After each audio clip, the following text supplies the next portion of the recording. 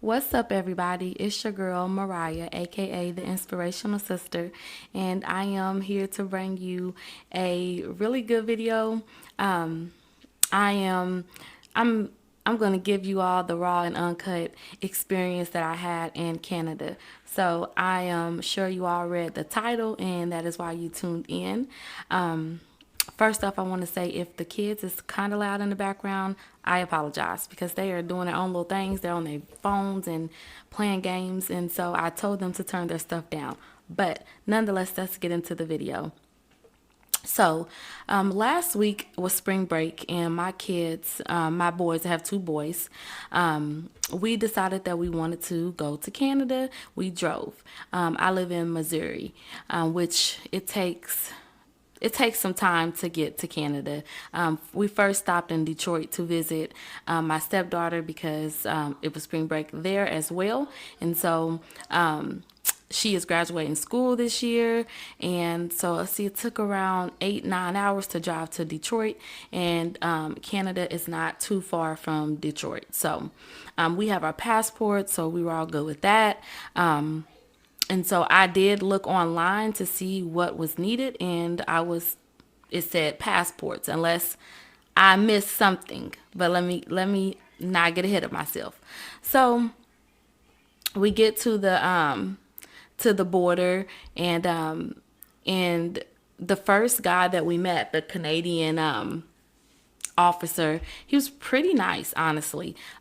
He asked us a bunch of questions. He asked us where we were coming from, what we were doing, where we were staying, and basic questions. I have traveled to Africa before, so I remember some of the same questions being asked. So they were asking where we stand overnight, and I told them I don't plan to stay overnight, but if I did for some reason need to, I do have an Airbnb in mind. However, we were going to drive to Niagara Falls. He asked, how long did it take to Niagara Falls? I'm like, I believe it takes a couple hours. Like, oh, it takes more than that. And I'm like, okay. And he also asked if I had permission to take the girl in the front seat. Remind you, she's 17 and she graduates this year. So I'm thinking she's an adult, but we still called her mother on the phone, and he talked to her, which was kind of strange because we could have called anybody's mother. But we go through the first set of whatever the guards there, and so we go to another, like a kind of like a garage, but it was outside of the immigration location. And so they searched my car. I mean, they pretty much took everything out, which I'm sure that is the rules. And so we waited, let them search. I had a bunch of stuff in my car, y'all. This is my main car, so I'm talking about I had just clothes, and I garage sale a lot, I thrift store a lot. So some stuff I hadn't taken in from my previous journey from thrifting. And so I also had some old tags that went to an old car that I sold, and they were asking me a bunch of questions about those license plates and who do they belong to, and da da da da. I mean, they gave me a bunch of questions about those tags. I'm like, you guys can throw them away. I really don't need the tags. I just kept them when I sold the car. And so then after that, we got escorted into the building, and this is where the drama started. So we sat down, and they first asked for all the documentations, which was just our passports. And so they got our passports, and then the lady, she calls me in a back room. And the room that I go to, I think there's 2 or 3 rooms, and it said interview or something like that. So I'm just thinking like, okay, I got to go through some questions, which is fine. I know there's a process, in every country. Like, I've only been out of the country once, and it was to Tanzania.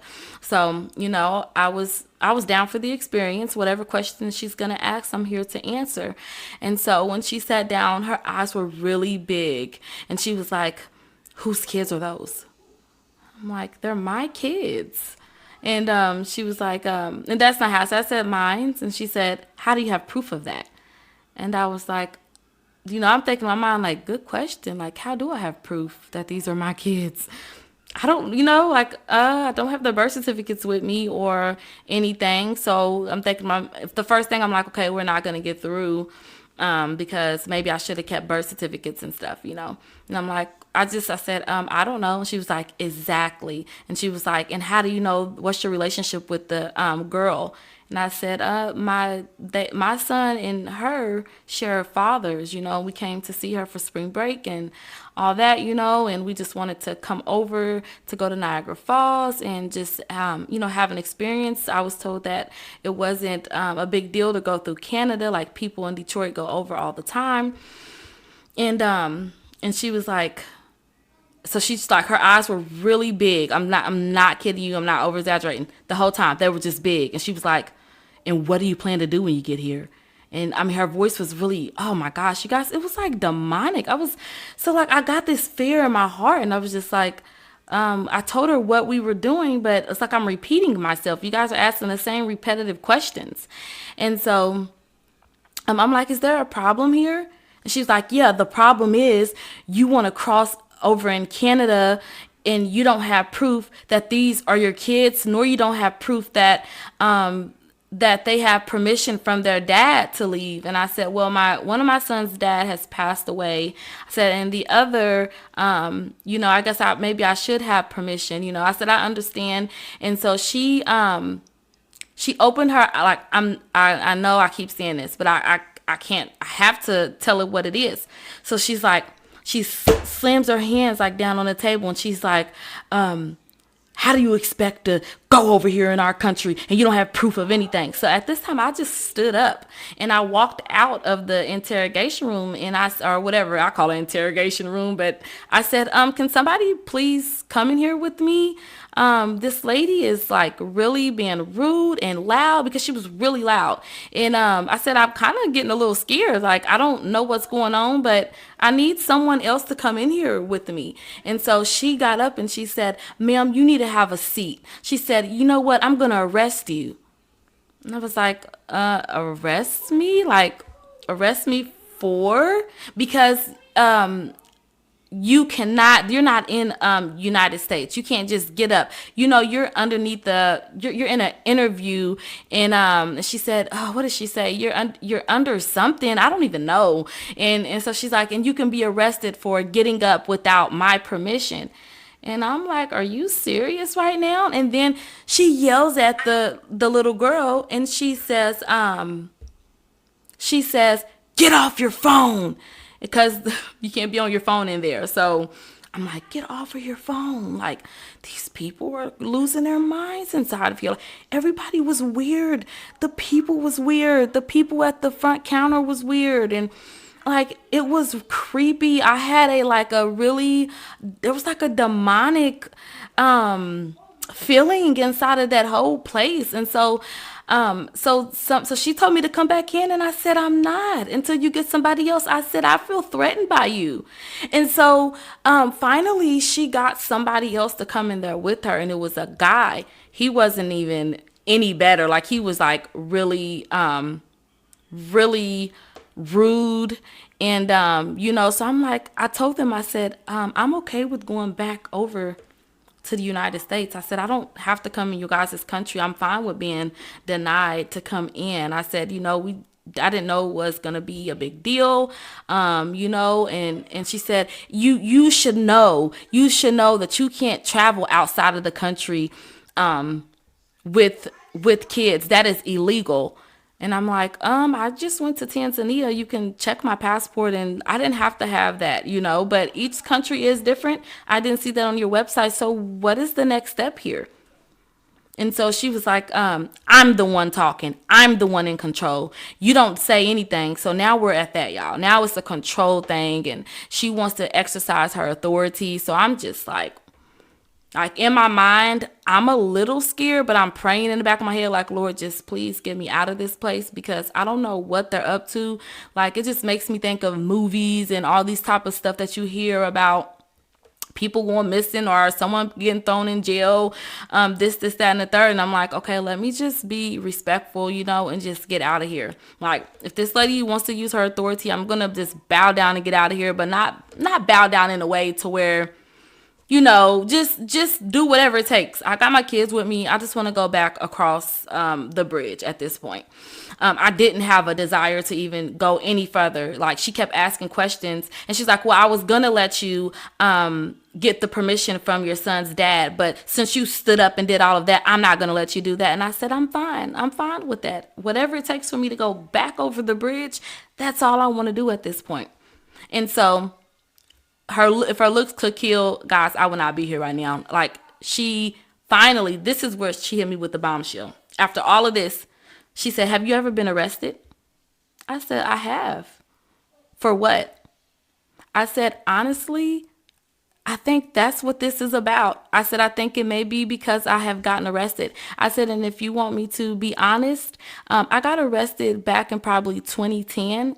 I want to say I was probably 17, 18 or something like that. I said, and I don't recall the charges. So you have to remind me, you have to refresh in my memory of what you have, because I'm sure it's right there in front of you.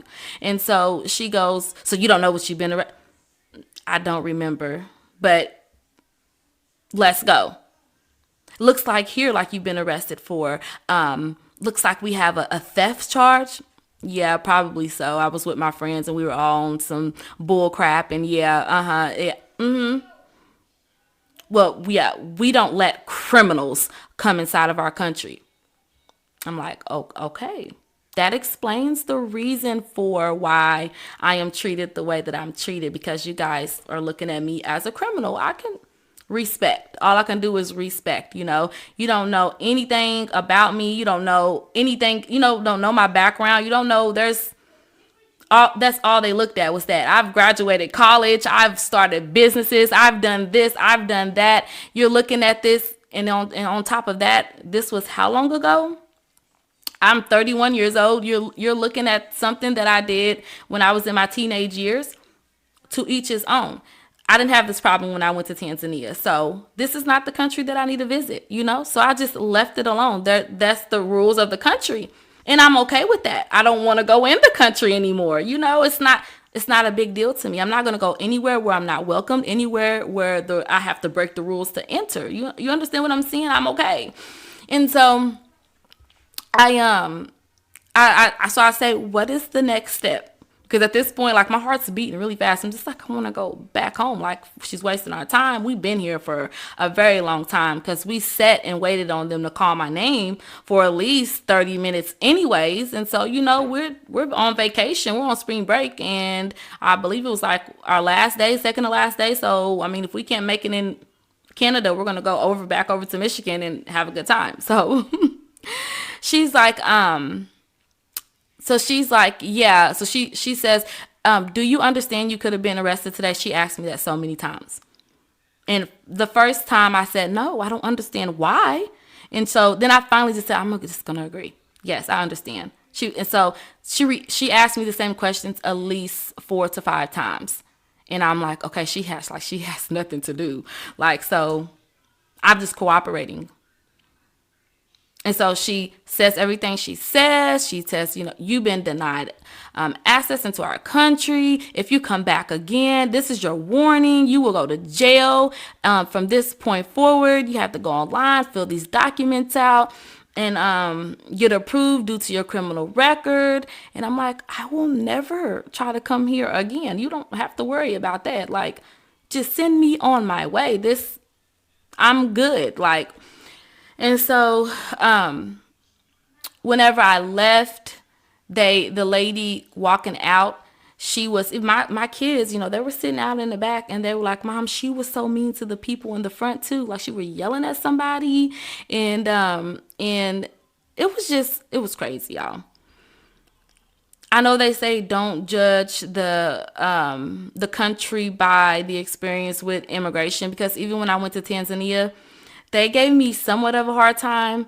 But honestly, it was just the rules. It wasn't really a hard time. They just wanted me to have my return ticket. And I didn't have the return ticket because I didn't know when I was going to return. So I had to go and buy a return ticket in front of them so they can see I had a way out of their country. That's the rules. So they didn't treat me bad. They treated me really good in Tanzania. When I walked in, they was like, welcome home, beautiful.